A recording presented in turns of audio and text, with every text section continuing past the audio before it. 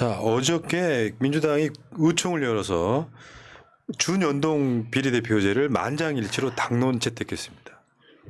이재명 대표가 민주당의 승리가 아닌 국민의 승리로 나가겠다 이런 얘기했고 만장일치로.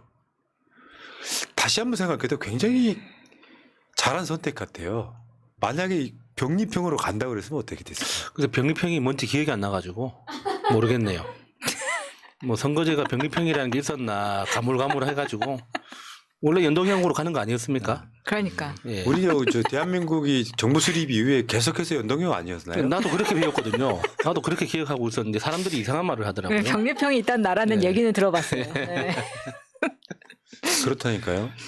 지금이야 여러분들이 이재명 대표의 선택을 존중한다고 했지만 병리평으로 가면 안 된다고 주장했던 분들이 꽤 있었어요. 대표적인 사람이 유시민 작가, 문재인 대통령 등등이 있었단 말이에요. 병리평으로 가면 안 된다고 주장했던 거에는 이재명에 대한 사랑이 더 녹아 있는 측면이 있었단 말이죠. 당장 민주당의 총선 승리가 중요하지만 두 가지 근거였어요. 병리평으로 간다 그래서 더 의석을 많이 확보한 법 없다. 과학적으로 증명된 데이터가 아니다. 예, 예. 두 번째가 병리평으로 가면 이재명 대표가 진영 내에서 고립된다. 저도 그 상황인데 어찌됐건 이재명 대표의 민심은 이재명 대표를 지지하는 민심은 대단한 것 같습니다. 그렇게 내가 아마 이 결정하기 지지난주인가? 그럼 이재명 대표가 병리평으로 안 가고 준연동을 선택하면 이재명 공격할 사람들이라고 내가 얘기했잖아요.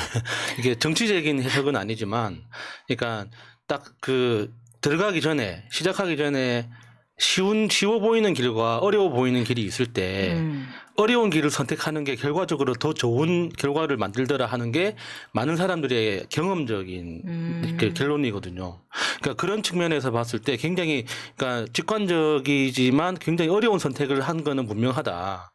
그러니까 누가 보더라도 병리평으로 돌아가면 민주당이 더 많은 의석을 차지할 거라고 다들 예상을 하잖아요.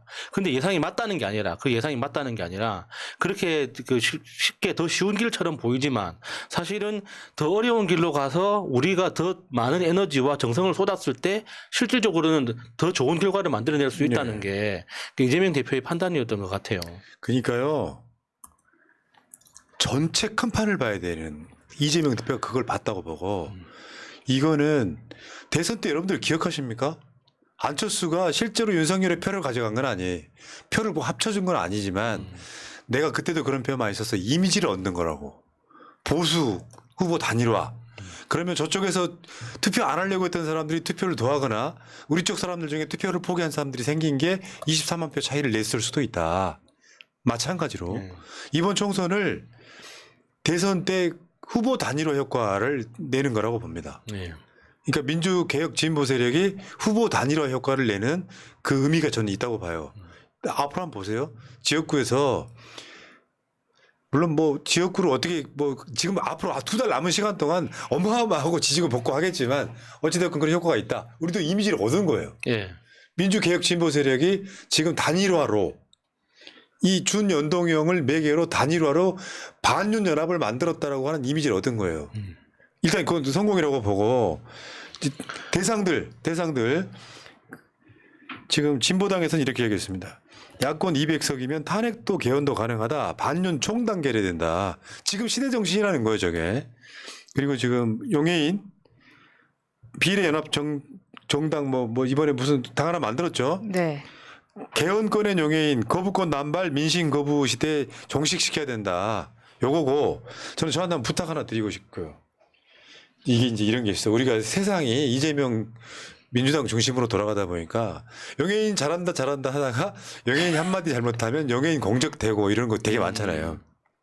그렇게 가지 말자고. 왜 그러냐면 이게 있어요.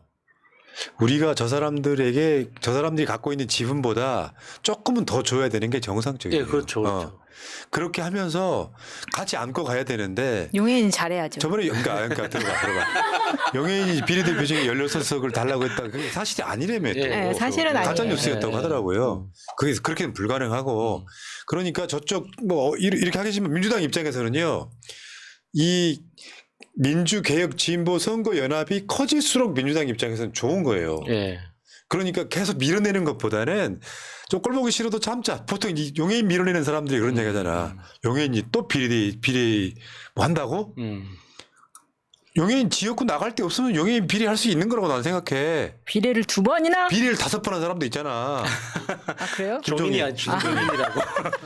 아니 상황이 그렇다면 그런 거죠. 옛날에 네, 어떤 그림과 있었냐면 용해인을 안산에 출마시키자는 이야기도 있었어요. 예. 거기에 민주당이 공천 안 하고. 그러니까 지금도 용해인이 비리를 나갈지 지역구 나갈지 모르는 거지만 앞으로 2달 동안 이루어질 일이 있을 거 아니에요. 그러니까 어쨌건 간에 민주당 중심으로 뭉치되 이게 단순하게 비례 이 선거 연합의 문제가 아니라 지역구까지 영향을 미친다는 이야기예요. 네, 지역구까지. 네, 네. 그런 맥락에서 조금 우리가 넓은 품을 좀 보여주면 좋겠다 이런 생각을 근데 하는 저도 거죠. 그거는 기본 원칙은 동의하는데 민주당이 크게 양보를 해야 된다. 근데 양보를 하는 어디까지가 마지노선이냐 하는 건 좀 정확하게 이게 정의해야 된다고 봐요. 그러니까 저는 소수 정당들이 민주당한테 그러니까 뭐 예를 들어서 1번부터 10번까지는 소수 정당한테 배치하고 10번 이후로 이제 민주당 의석을 배치해라 이런 거 솔직히 과한 거라고 생각하거든요.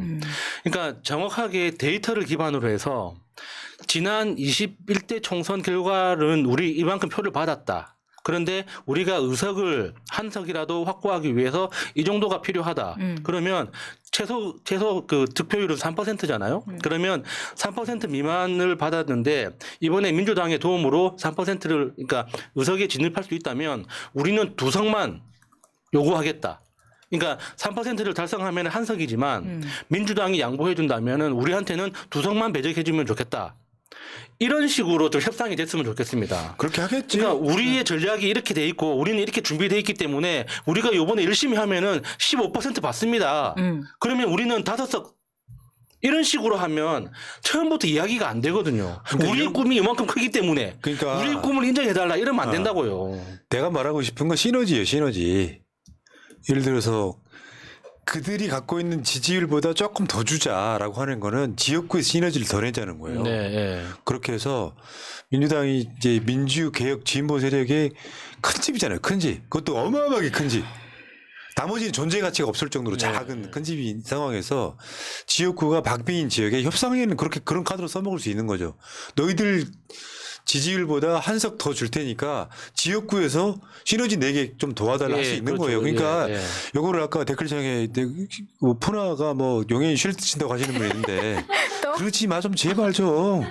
왜냐하면 그게 어차피 원팀으로 가야 되는 상황이면 꼴 보기 싫어도 그냥 가세요. 뭘 그렇게까지 배타적으로 밀어내 가지고 강성 지지층들을 똥파리가 되려고 그래. 나 제일 싫었던 게 똥파리 때 당해보고 느낀 거거든요. 네. 그 당시에는 문재인 외에 어느 누구도 정치인이 아니었던 시절이 있었어. 똥파리들한테는. 그러니까 이재명 대표가 같이 가자고 길을 냈으면 어깨동무하고 갈 생각을 해야지 왜 욕을 합니까? 그러니까 욕을. 이재명 때문에 참는 거죠, 사실은. 그럼 하나 더. 용해인 또 참어? 아니 말고 다른 이야기 한번 해보려고. 용해인 이야기도 이제 어떤 사람들은 좀 악마화가 이루어져 있잖아요. 그렇게 4년 동안 잘한다 해놓고 마음에 안 드는 꼴 보기 싫으니까 단 며칠 만에 적 만드는 사람들이잖아. 그럼 이담 한번 물어볼까? 조국. 지금 동아일보도 이렇게 헤드라인 쓰고 있어요. 조국 신당 기다리는 민주당 내부에선 벌써 기호 신경전 이렇게 얘기 나오고 있지 저거 않습니까? 갈라치기 하는 거죠. 약간 동아일보의 갈라치기가 있긴 한데 요거는 이런 측면이 있습니다. 조국 장관이 곧 2심 결과가 나옵니다. 네, 2월 8일. 그러니까 사실 조국 신당 자체가 이 비례연합 신당에 들어와야 할 거예요.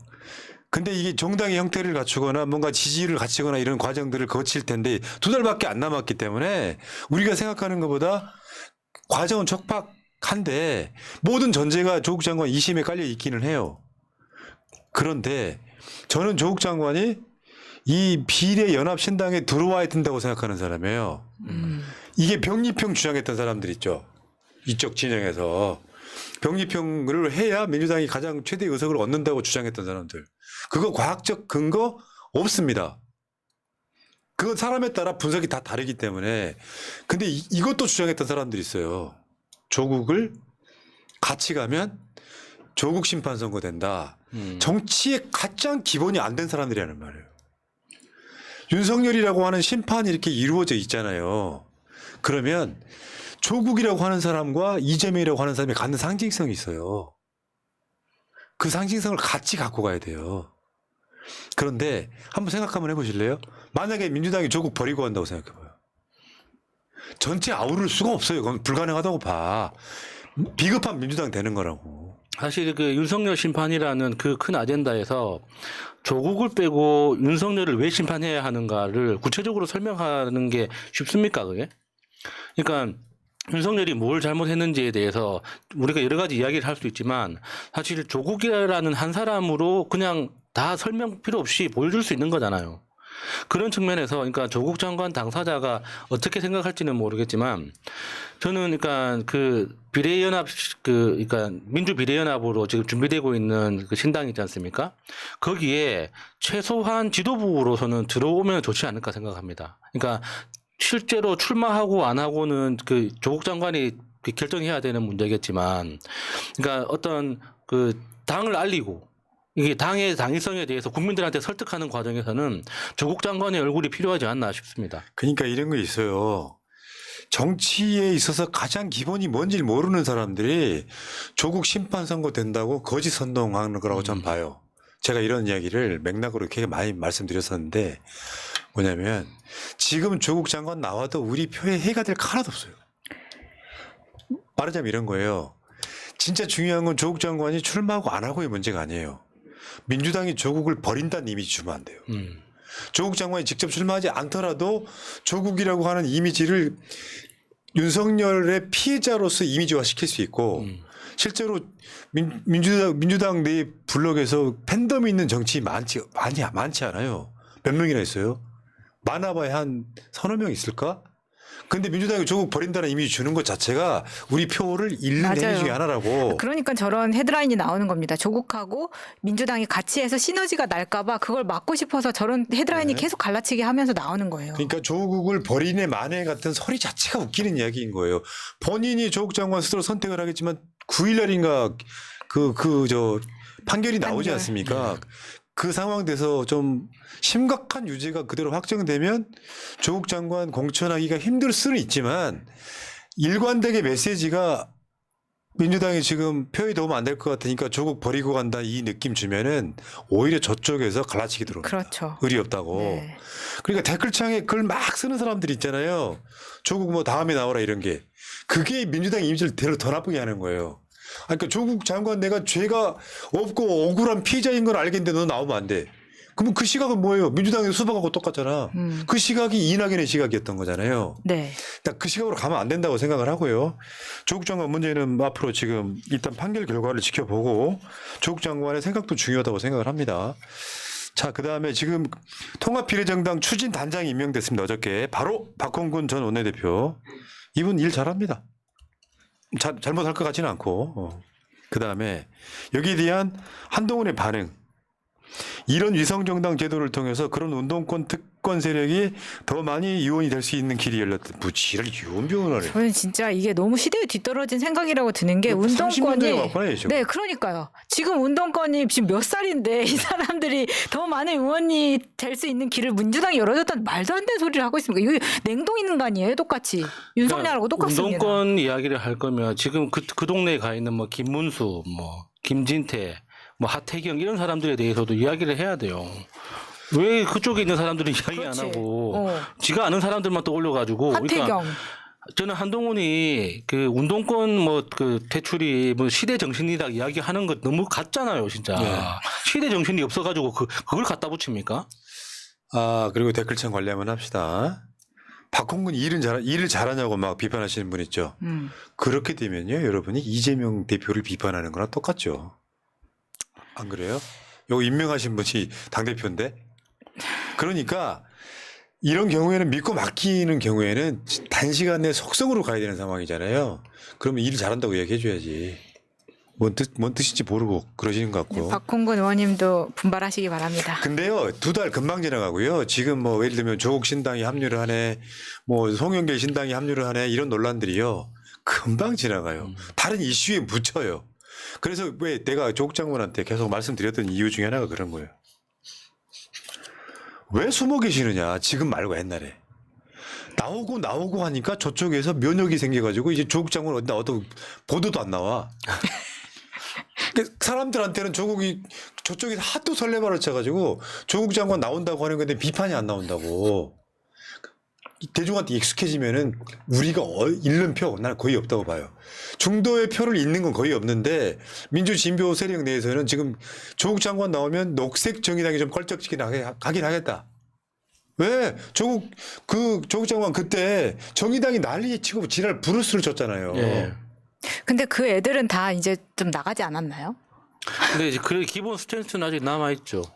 특히나 이제 이번 그 이재명 대표 그 체포동의안 표결 과정에서 정의당이 보여준 태도는 굉장히 상식적으로 납득이 안 되는 거였죠. 그러니까 불체포 특권이라는 게 특권이기 때문에 무조건 내려놔야 된다는 그 논리 말고는 아무것도 없었잖아요. 그러니까 불체포 특권이라는 그 헌법 조항이 왜 만들어졌는지, 그 독재 정권 아래에서 싸우기 위한 마지막 수단으로서 그런 장치를 만들어 놓은 건데 이재명 대표에 대한 체포동의안이 왜 올라왔는지 전후사 사정 없이 불체포 특권이 특권이기 때문에 특권 내려놓기 약속을 했으니까 이거는 통과될 수밖에 없다고 이런 식으로 해가지고 그 동의를 했지 않습니까 정의당이. 그러니까 그거는 굉장히 논리적 모순이고 정의당의 정치성을 배신하는 거기도 합니다. 네. 그거는 정의당 스스로 내부적으로 뭐 이야기를 하겠죠. 네. 그러니까 민주비례연합이 여기에 들어오는지 안 들어오는지에 대해서 정의당 내부적으로 굉장히 큰 논란이 있을 겁니다 앞으로도. 그러니까 계속해서 지금 조국 들어가느냐 송영길 들어가느냐 막 이런 식으로 저쪽 소위 수구 보수 언론은 그거를 아젠다로 삼아서 공격하고 싶어 하는데 뭉치지 못하게 하려고. 그런데요 이게 지금 보면은 전혀 리스크가 안 된다니까요. 리스크가 안 된다고. 왜? 윤석열 자체의 검사 정권이 악마화되어 있는 상황에서 그들의 사법 피해자인 사람들이 나온다고 해서 어차피 조중동 보는 사람들이 민주당 찍을 사람들은 아니잖아요. 네. 그리고 그런 상황에서 다시 말씀드리지만 민주 진보 개혁 세력이 똘똘 뭉쳐갖고 나가면 이쪽 진영 사람들이 총선에 투표장에 나오게 하는 효과가 더 크기 때문에 그렇죠. 예. 일부 중도에서 어차피 보수 성향의 중도이던 사람들이 민주당 지지 처리한다고 하는 것은 과학적으로도 큰 의미가 없는 여론조사에 큰 의미가 없다 이렇게 보는 거고 문제는 다시 말씀드리지만 정치는 이미지라고 말씀드렸죠. 이미지. 예. 민주당이 큰 형으로서 아까 그 뭐 용해인 쉴드 친다고 그러는데 내가 이 이야기는 계속 드리고 싶은 이유가 그런 거예요. 이재명 대표를 진짜로 원하시면은 진짜로 위하시면은 그 꼴 보기 싫은 것들이 있어. 자기들 말대로 뭐 영예인이고 박광근이고 다 있잖아요. 이럴 때는 안아주는 거예요. 이재명 중심으로 안아달라고. 꼴 보기 싫고 다 쳐내고 하면 이재명만 남아. 내가 그래서 병리평 가는 것은 이재명 대표를 고립시키는 거에 가까운 데라고 이야기했는데 그 말을 못 알아듣는 거예요. 이재명 대표의 민주당이 병리평으로 한 180석 먹으려고 그런다라고 하는 이미지가 예. 이재명 대표를 총선과 대선에서 고립시킨다고. 당 내에서도 고립된다고. 그러니까 이게 뭐 앞뒤 없이 용해인 의원 욕하는 그런 모질이들이 있을 수는 있는데 기본적으로 이제 민주개혁진보연합을 구성을 해서 이제 배를 띄웠을 때 그러니까 이재명 대표 입장에서도 곤란하고 그러니까 선거운동을 하는 당사자들도 곤란한 게 민주당 대표는 민주진보개혁연합에 표를 주세요라고 말을 못 하잖아요. 그러니까 그 인지도가 필요한 거예요. 그러니까 실무적으로 봤을 때 국민의힘에서 그 위성정당을 만들었다고 쳐요. 그러면 거기에 대표를 누구를 할 거면 거기에 얼굴을 누구로 박아야지 홍보가 되고 사람들을 설득할 수 있겠습니까? 여기 우리한테 표를 주는 게 국민의힘한테 표를 주는 거랑 똑같습니다라는 이야기를 못 하기 때문에 그걸 누군가 얼굴로 대신해야 되는데 지금 민주진보 진영에서 가지고 있는 얼굴들 중에 자산들 중에 조국 장관만큼 국민적으로 알려져 있는 사람이 누가 있냐는 거죠. 그러면은 각자 민주당은 민주당 선거운동을 하고 그 민주진보개혁연합은 연합대로 선거운동을 해도 결과적으로는 네. 비슷한 결과를 낼 수 있는데 그게 아닌 경우에 그러면은 이 선거운동 과정에서 굉장히 긴 설명을 해야 됩니다. 왜 이게 이제 민주당에 표를 주는 행위인지. 그러니까 그게 엄청 어려운 일이죠. 그러니까 이런 거예요. 새날 커뮤니티 같은 데서 투표를 붙여보면 정말 말 없는 다수는 제가 하는 말에 동의를 하는 사람들이에요. 예, 막 10만 명짜리 투표 보면 80몇 % 나오잖아요. 나머지 아주 소수인 사람들이 사실은 분위기 전체를 망가뜨리는 측면이 있죠. 왜? 좀 몇 사람 그 탈당하게 한 직접적인 원인이 뭐예요? 그 지역구 사무실 쳐들어가서 뭐 이재명 사진이 왜 없냐 같은 그게 이재명을 위하는 길이 아니잖아요. 명분만 준 거잖아. 근데 하도 이재명 대표에 대한 지지가 크니까 나가도 큰 리스크 없이 타격 안 받고 지금 가고 있긴 한 겁니다만 원래 그런 거예요. 소수 10%의 목소리가 전체를 대변하면 안 되는 거예요. 자, 그렇고 어찌 됐건 지금 이거는 민주개혁진보연합이라고 하는 건 반윤석열 연합입니다.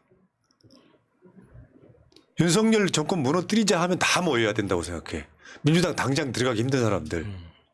그리고 지금 당장 이 세력에서 지역구 나가서 한 석이라도 건질 수 있는 사람 제 정장 다 합쳐가지고 이쪽 세력에는 한 곳도 없다고 봐. 심상정 포함해가지고. 그럼 비례대표적으로 어느 정도 뭐 한두 석 더 몰아주고 지역구를 민주당이 가져오는 전략일 거예요. 앞으로는. 네. 그러면 여기에 보면 아직까지는 그런 느낌이 있잖아. 용해인이나 뭐 해갖고 약간 좌편향이 좀 있잖아요. 나는 여기에 이현주 들어가야 된다고 생각해요. 왜? 저 말이 있잖아요. 반윤석열 연합이면은 오히려 이현주나 이런 약간 우파 느낌이 나는 사람들까지 같이 들어가가지고 이번에 윤석열 끝장내자라고 선거운동 하는 거야. 어때요? 괜찮아요. 좋아요. 그래서 좌우 합작 이런 느낌이 나야 된다고 지금은. 지금 이현주 의원 민주당 입당 못하고 있잖아요. 소위 말하면 뭐 그 친문이라고 불리는 사람들 몇 사람들이 반발해갖고. 이현주 의원 속마음이 어떤지 모르겠지만 그런 거죠. 내가 입당을 하면 이재명 대표가 어려워질까봐 머뭇하고 있잖아. 방법은 그것도 있다고 생각해요. 저 민주개혁진보연합에 거기 들어가는 거야. 네. 그래서 이제 한 쿠션 먹고 들어가는 것도 괜찮죠. 아니, 지금 계속 이현주 의원을 뭐 친문 공격용으로 쓰려고 이재명이 영입하는 거 아니냐라고 말하고 다니는 국민의힘 패널들이 있습니다. 그게 아니고 친문이 아니고 반명이에요.